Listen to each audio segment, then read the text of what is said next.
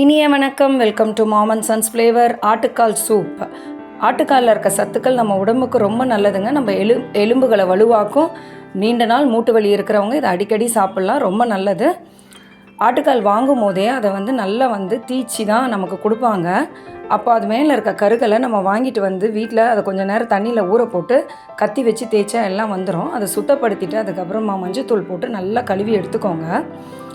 ஆட்டுக்கால் சூப்புக்கு தேவையான பொருட்கள்னு பார்த்தா 1 ஸ்பூன் மிளகு, 1 ஸ்பூன் சோம்பு, 1 ஸ்பூன் ஜீரகம், ஒரு பட்டை, ஒரு 4 கிராம்பு எடுத்துக்கோங்க. ஒரு 10 to 15 சின்ன வெங்காயம், ஒரு தக்காளி, ஒரு 10 பல்லு பூண்டு, இஞ்சி கொஞ்சம். இது எல்லாத்தையும் கருவேப்பிலை ஒரு பிடி, இது எல்லாத்தையும் மிக்சி ஜாரில் போட்டு ஒரு ஓட்டு ஓட்டிக்கோங்க.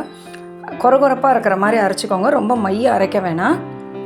இப்போ ஆட்டுக்காலை நம்ம ப்ரெஷர் குக்கரில் ஒரு 7 to 8 விசில் வேக வைக்கணும். ஆட்டுக்கால் வேகிறதுக்கு கொஞ்சம் நேரம் எடுக்கும். அதனால் தண்ணி ஊற்றி மஞ்சத்தூள் போட்டு வேக விடுங்க.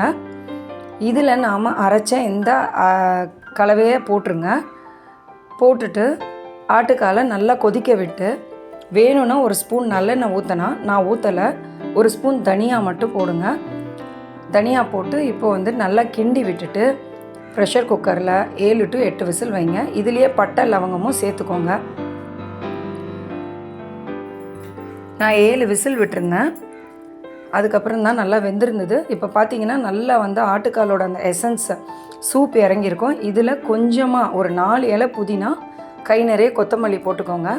இப்போ இந்த ஆட்டுக்காலை டைல்யூட் பண்ணிக்கோங்க. நல்லா தண்ணி சேர்த்து அதை டைல்யூட் பண்ணி ஒரு 2 கப்பு தண்ணியாவது சேர்த்துக்கோங்க. உப்பு போட்டு நல்லா கொதிக்க விடுங்க.